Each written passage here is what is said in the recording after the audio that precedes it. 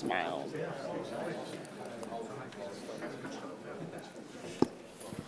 All right, everyone.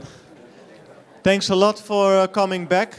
I know it's very tempting to stay out there at the bar, but this was just a short intermezzo, and in about 50 minutes you'll be out of my hands, and you're free to network and talk around the bar. I'm very pleased with our next speaker. Although we never worked together at Go Data Driven, Joris was one of the founding members of the team, and still he is in our Hall of Fame. But somewhere, I believe it was 2015, 2014?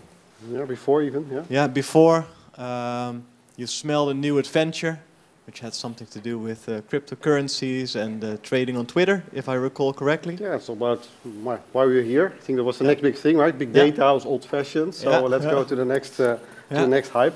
Yeah.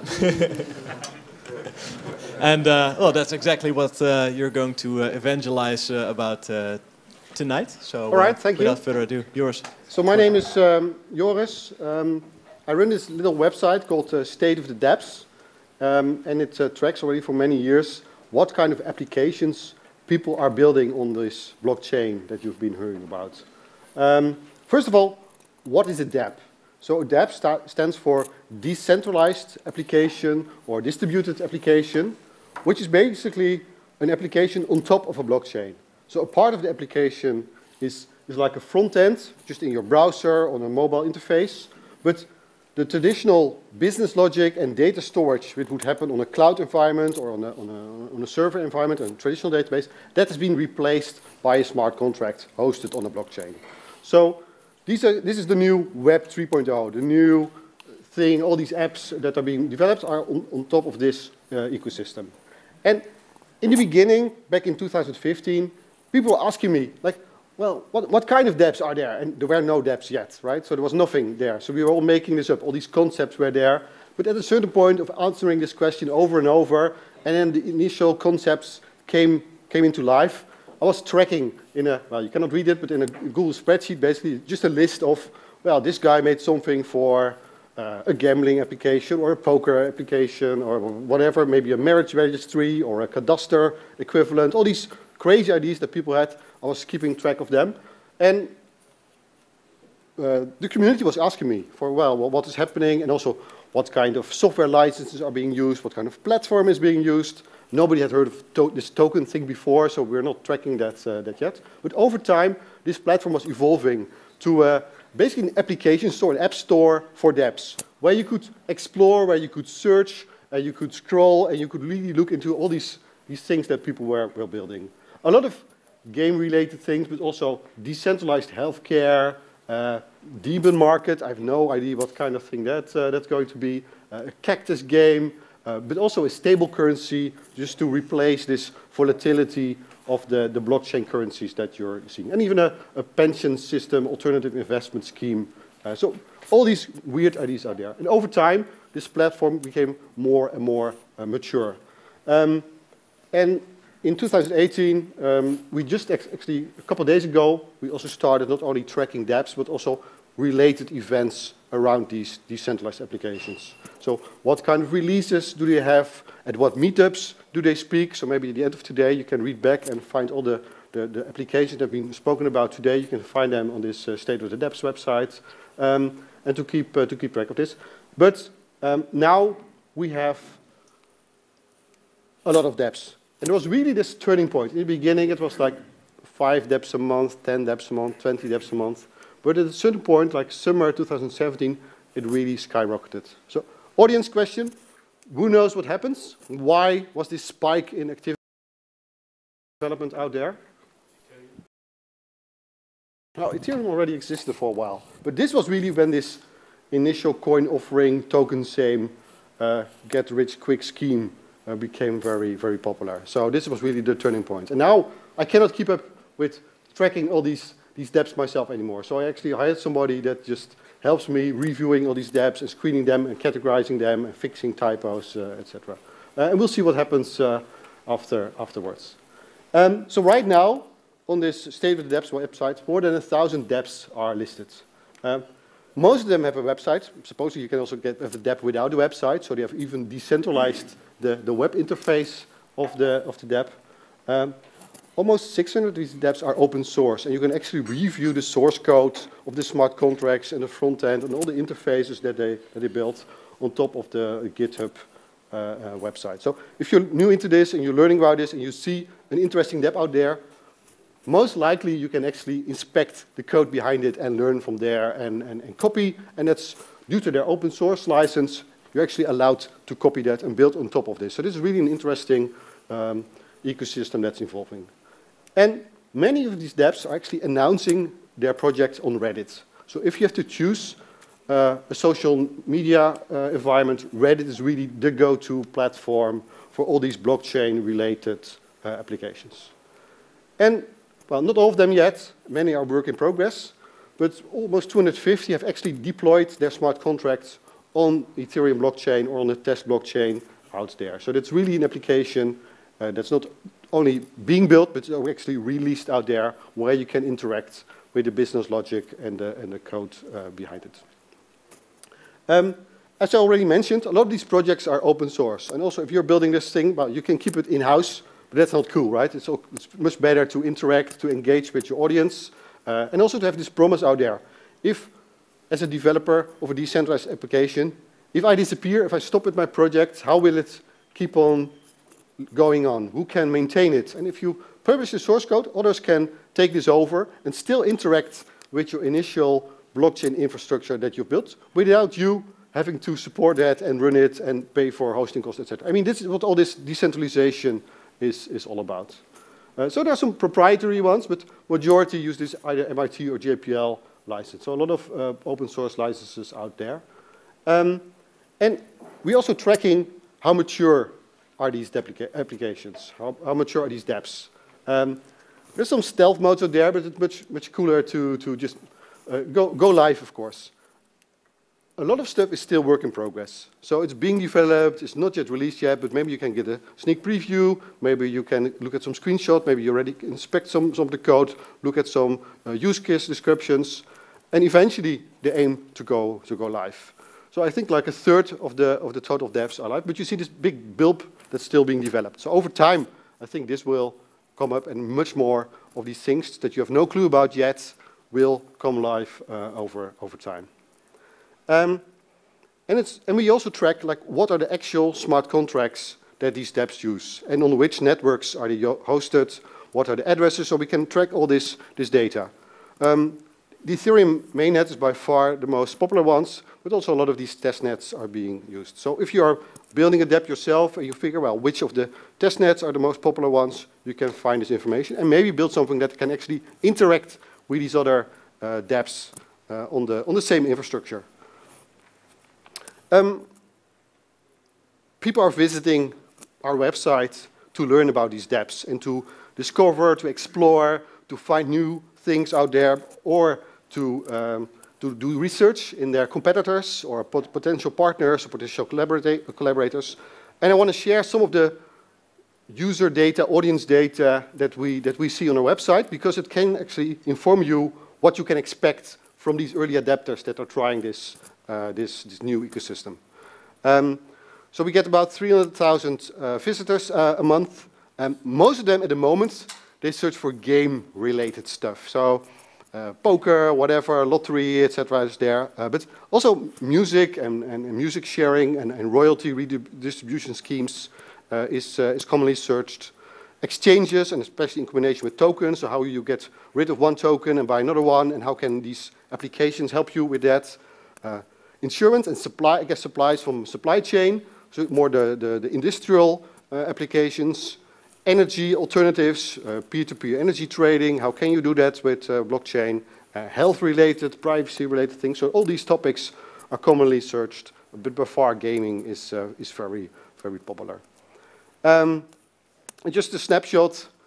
This is interesting, right? So this is a pyramid scheme, but it is a self-confessed pyramid scheme, and you can actually inspect the code to see, does it really scam me in the way that it claims to scam me? So it's a really transparent pyramid scheme. I don't know, crypto kitties, crypto titties, crypto whatever, right? All these games that are being built. I've known Ghost Cat, another strategy game. A fair lottery, right? So how can you prove that your lottery distribution and drawings are fair? Virtual reality applications where you can actually buy virtual land and start building your house and your infrastructure on top of that. All kinds of crazy ideas. A peer-to-peer marketplace for freelancers, many interesting ones. So a majority of our visitors and also of the users of these dApps actually are based in the United States, no surprise. UK, India, Canada, Germany are well, secondary to that, but by far, United States with like 40% is very popular. But this comes from Google Analytics. And what is Google Analytics not tracking? China. So yeah, a lot of Chinese visitors as well that would fall out if you don't keep track of that. I cannot tell a lot about people using privacy-aware browsers like Brave because they're just hiding everything out there. So there's probably more people out there that we don't know about, but well, that's their choice. That's fine. But yeah, China is really a secondary audience. Central Africa, yours? Central Africa, I think they don't have internet there yet. Very decentralized. Yes, and if we look at when do these people visit these dApps, when they're looking for these dApps, surprisingly, it's during the week. And like in the beginning, 8 in the morning and 4 p.m. at the end of the day. So maybe in their commute, during the train, or when they're opening the email, you're just quickly browsing for dApps. So actually during office hours, a lot of this dApp discovery and utility is actually happening. Already mentioned, Reddit is by far the most popular social media platform for dApps, secondary to Twitter. And still, I mean, mobile first doesn't apply to dApps. It's still about 80% actually use desktop interfaces. And this is because you need infrastructure to connect with these blockchains, and they're not that far standardized and released on mobile platforms. And there's one out there, it's called MetaMask. This is a Chrome extension, but it's also there for Brave and for Firefox, where you can interact with the Ethereum blockchain and host your wallet, etc., without you having to download anything and wait for days to synchronize your blockchain and all this madness. So just install this extension and you can interact with all these dApps out there. And what's surprising is that actually 33% of the people interacting with this website, with these dApps, already have MetaMask installed. And I was looking up these figures this morning. This was like half a year ago, this was 10%. So there's already an audience, they're ready to consume your dApps, interact with it, pay with it, do transactions, updates, they're good to go. This is amazingly high figures. Just this morning, latest entry, a puppy chain, a puppy game for the Chinese New Year 2018 of the dog. Who would have thought, right? So crazy things people are building. The website explains what they're doing, so I won't repeat that. So they are electronic pets recorded on the blockchain, and you can buy and sell these pets. You can have them play with your neighbors. You can have them breed. Maybe even record their breeding patterns on legal thing. I don't know. And then you can resell them. So this is collectible games. It's like a Tamagotchi, but on the blockchain. And people are doing this. This is a copy. Because one of the more popular ones, and this is the entire trend of these crypto collectibles where you can collect puppies, movies, Kim Jong-un's colors, lands, all these things, Pokemon. It is basically the new decentralized Pokemon out, crypto tulips out there. The list goes on and on, like 40, 50 clones right now. And the most popular one was crypto kitties. And this, again, you could have these cute cats, you can buy them, you could have them breed with with other cat lovers and come with new crazy rebreeds. And it all sounds silly, right? And we are blockchain for business, all serious. But how many people, how many transactions were? There were 1.6 million transactions of people breeding, selling, spawning cats, whatsoever. Crazy. This is really, really ridiculous. And this is what's happening. So my call to action, if you're working on anything blockchain related, especially for the Ethereum blockchain, if you're building a dApp or if you're hosting a dApp related event, go submit your dApp to the State of the DApp website. It's a great way to interact with the audience, to have them discover you, to learn more about this. It's easy peasy, and thank you very much.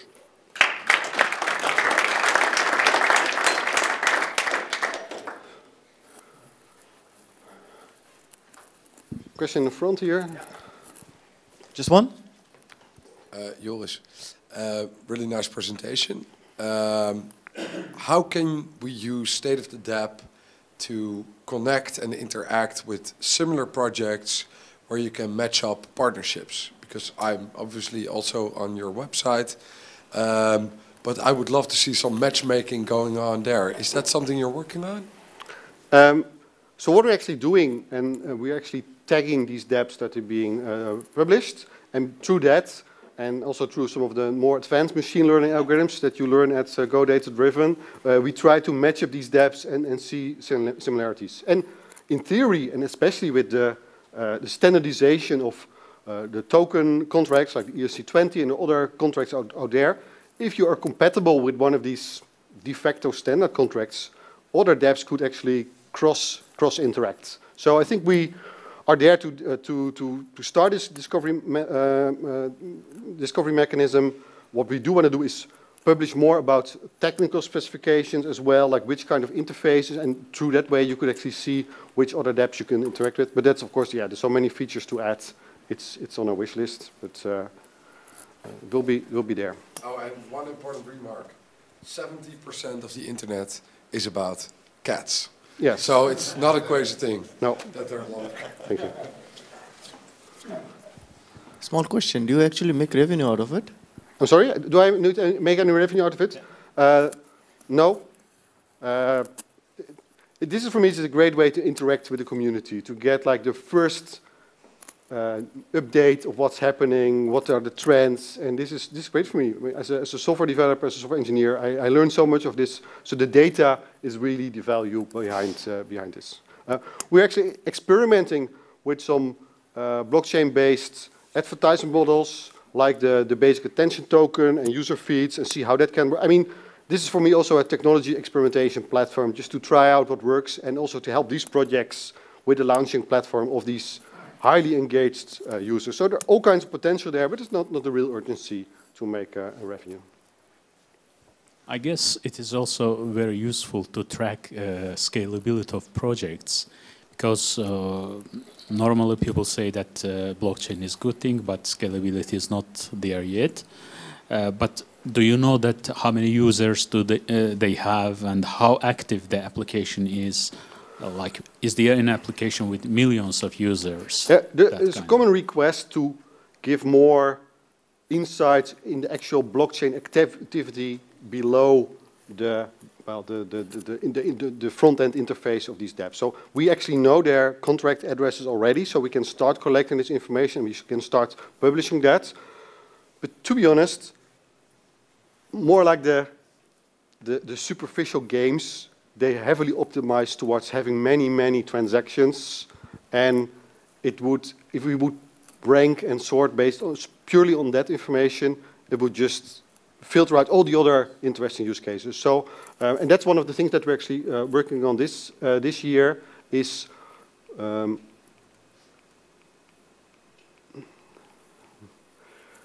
offer all these different dimensions of activity. So hot this month, which could be based on actual interaction on the blockchain, some curated content, recently added, maybe even personalized based on your own application that you use and interact with. I mean, there's so much information available that we can curate and that we can attribute to your personal preferences. But this needs to grow. And if we were just only taking the dApps with the most transactions, you would only see the casino and the Ponzi schemes on top, and everything else will be filtered out.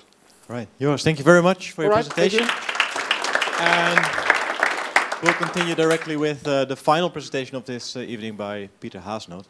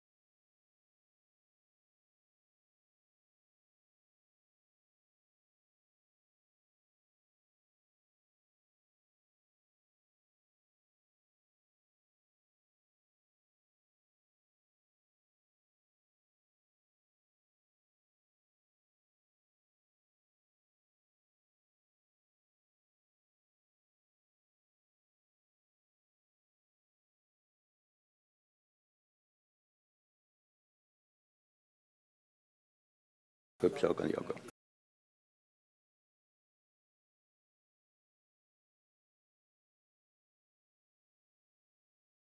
Geloof ik, maar dat hoeft er niet in.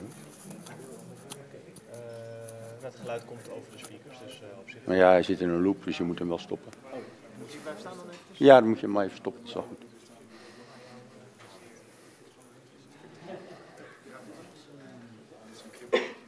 Niet jouw presentatie. Nee.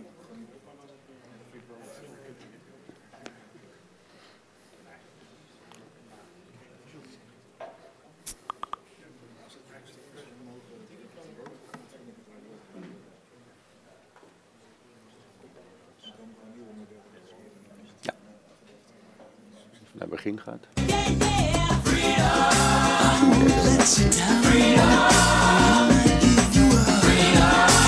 Ja, prima. Nou, George Michael, Freedom, daar begin ik altijd de presentatie mee. We laten hem snel maar uitveden. Oh, in het Engels bedoel ik.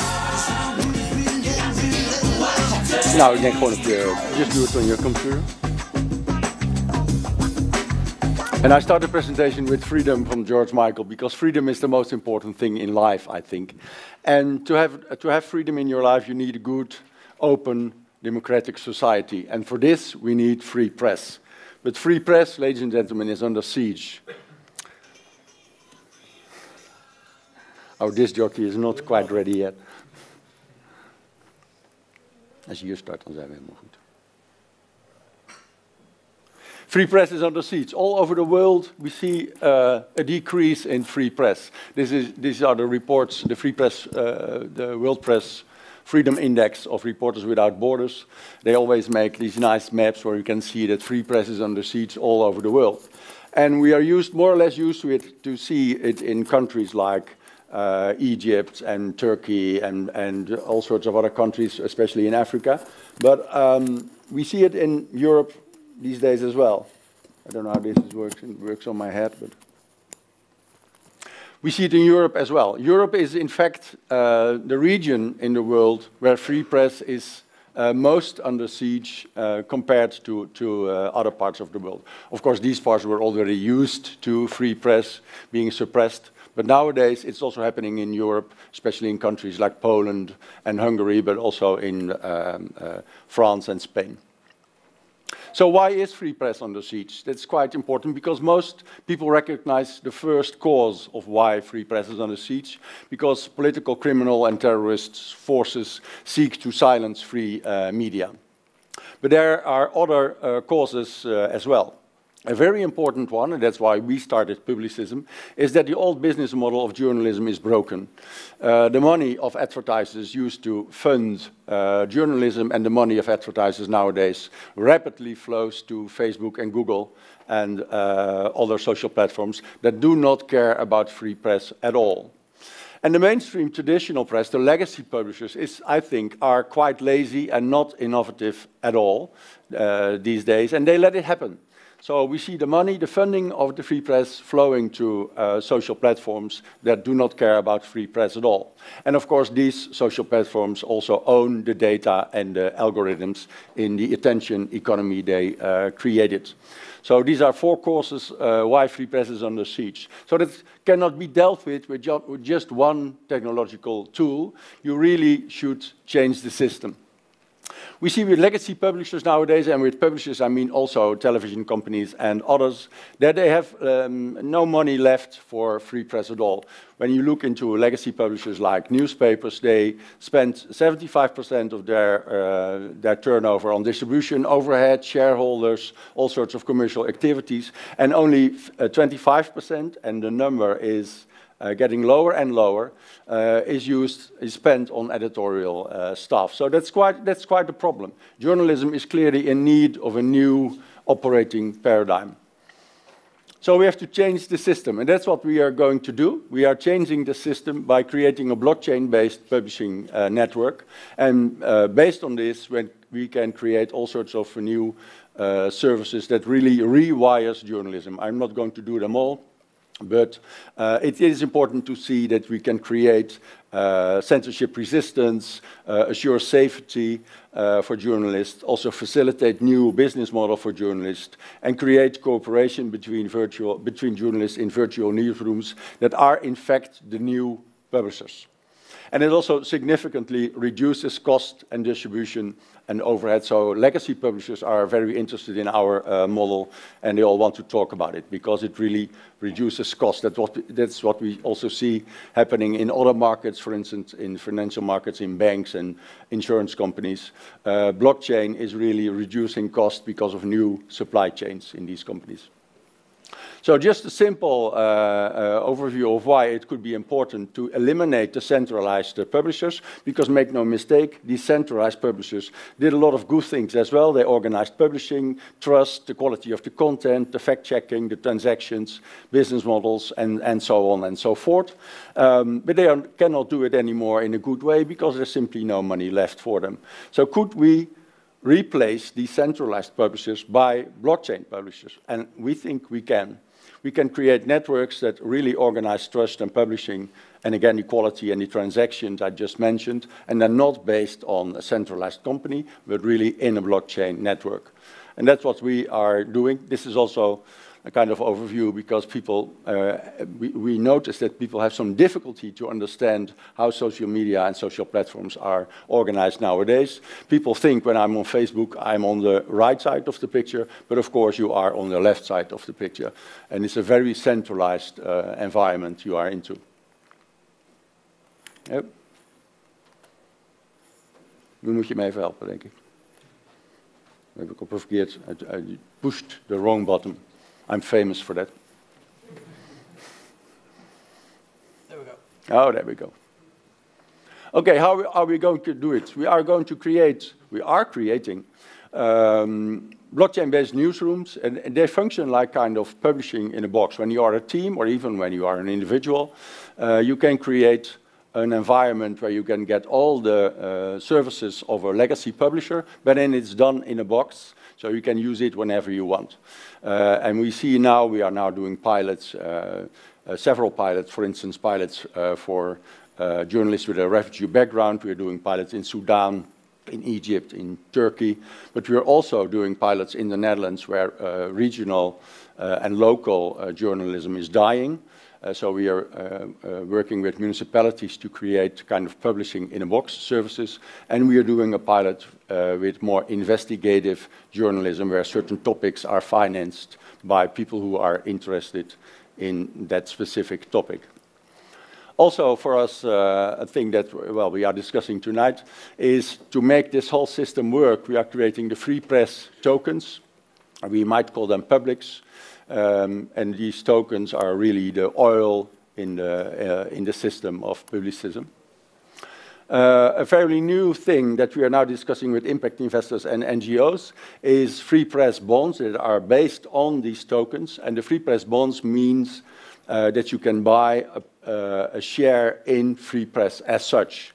So that's a totally new way also for NGOs to fund money. And of course, these are smart contract based. So in fact, to put it bluntly, the money doesn't even exist when it doesn't come to the topic where you want to spend it on.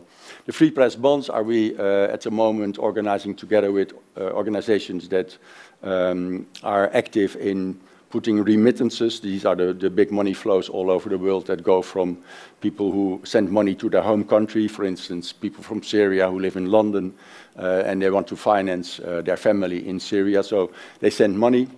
And all these money flows are more and more organized on blockchain.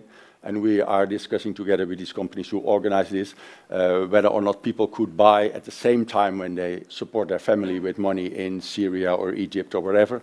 They can also buy a share in the free press in their country. And we are organizing this. And this really resonates with a lot of people.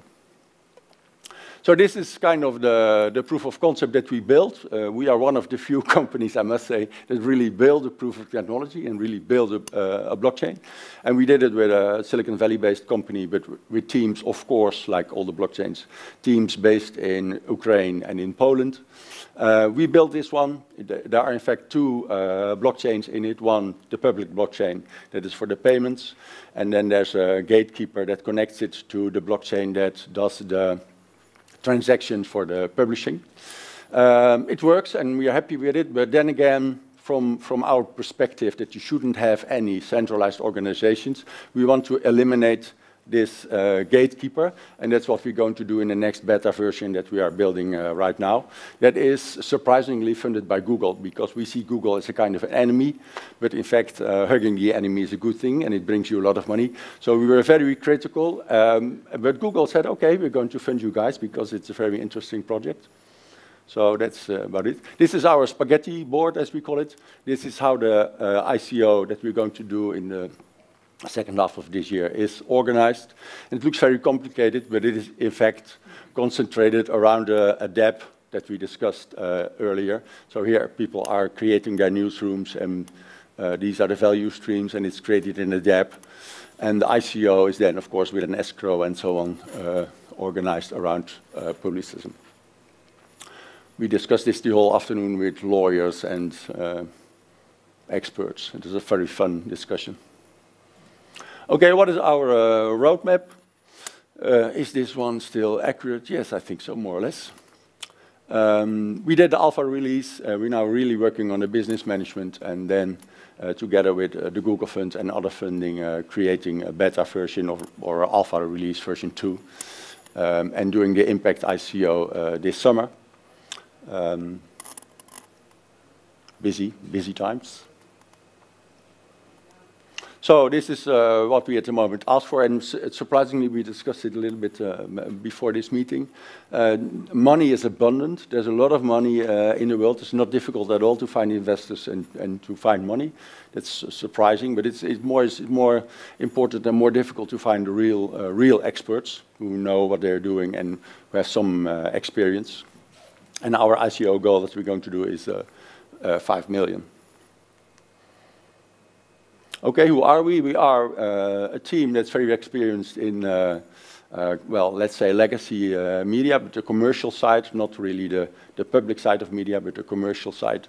And we have several technical partners. At the moment we're changing a little bit with teams in Poland and in Amsterdam.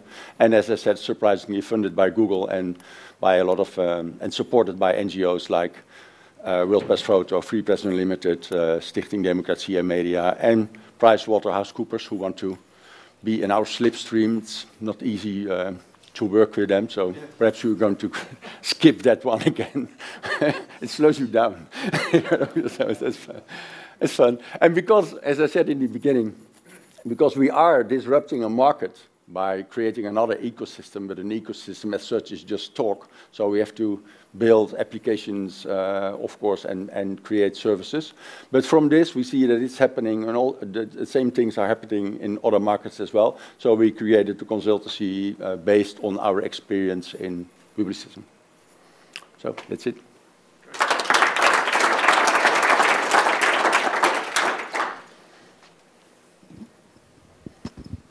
Any questions? For me, it looks like the same as the Decent. Yeah, it is like more or less like Decent. And yeah. What's the difference between Decent and what you do? Well, a difference is that we are not so ICO focused. Decent was very ICO focused. I wouldn't say it's a scam, but it was very ICO focused. And we are not. We are really focused on disrupting the market for journalism. And we are very focused. We are, in fact, a social enterprise. I do not like to say this because then people think of very small scale operations. But we are a social enterprise in the sense that we put the societal goal first. And the business model, of course, should support the societal goal. And I'm not sure whether or not Decent is doing that. There are some other initiatives, like Civil, that's very interesting. Sapien from Berkeley University, that looks a lot like what we are doing. And then some others. Yeah, and of course, in the social media field, there are a lot of activities that have parts of this as well, like Steemit and others. Yeah. Question? Yeah. Thank you. So, how do you do you have a solution for biased, media, and just to name the popular word of it, fake news, etc., that can get in? No, because that's also, that's also quite absolutely. a repulsive, thing that's happening. That would be nice if that would be solved. From a grassroots. Well, we do not really have a solution, but we address it, and it's addressed in the newsrooms. And from the newsrooms, we're going to work together with a company who does this based on artificial intelligence. But we do not really have a solution, because as long as people will exist, people will lie, and people will create fake news. But the thing is that we now rely for our news supply on the social platforms, and they do not really do anything about, a little bit of window dressing, but they do not do anything about fighting fake news.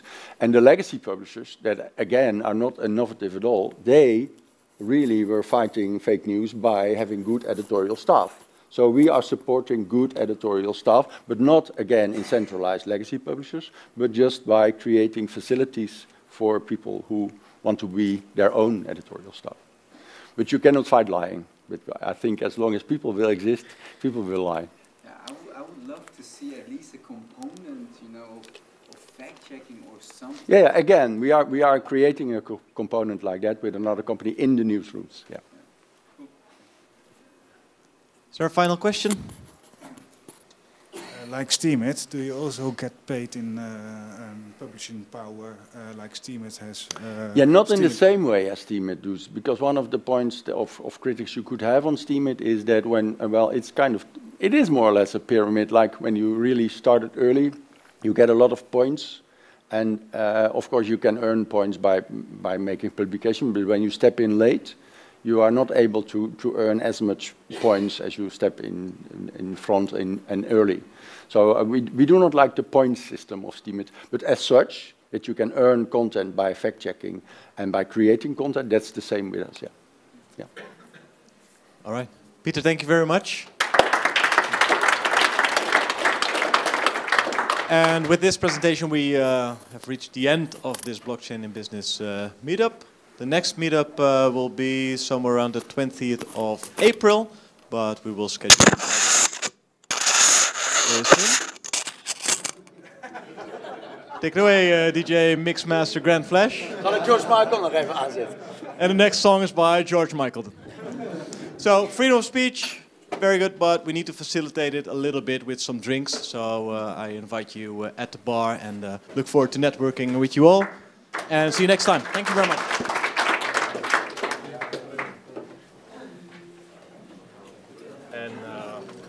Mag ik kiezen? Neem deze. Oh, ik neem deze, dankjewel. Een witte wijn. Ja, precies.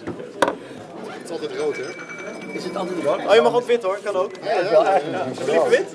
Ja, dan wisselen we hem even om. Tuurlijk. Ik vind het een prachtig kistje, maar mag ik dit bij jou laten?